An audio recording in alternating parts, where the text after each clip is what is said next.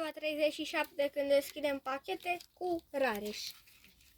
Doar că am eu doar un pachet. Începem cu mine.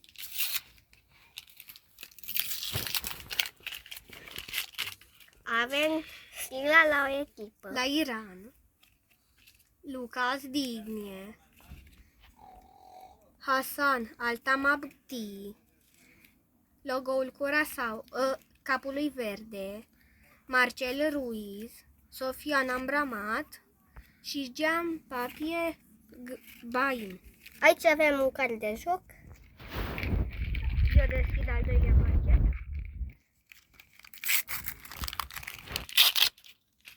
Arista Bankovic, Rustam Ashurmatov, Miguel Almiron, Morteza Pourganji, Darwin Núñez, Federico Valverde și Enzo Fernandez. Al treilea pachet. Extra sticker. Da, avem un extra sticker, dar îl lăsăm la final.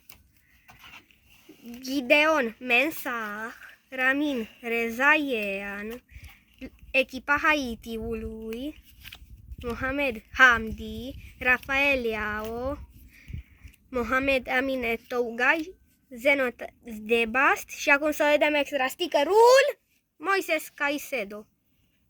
Mov. Și ultimul pachet.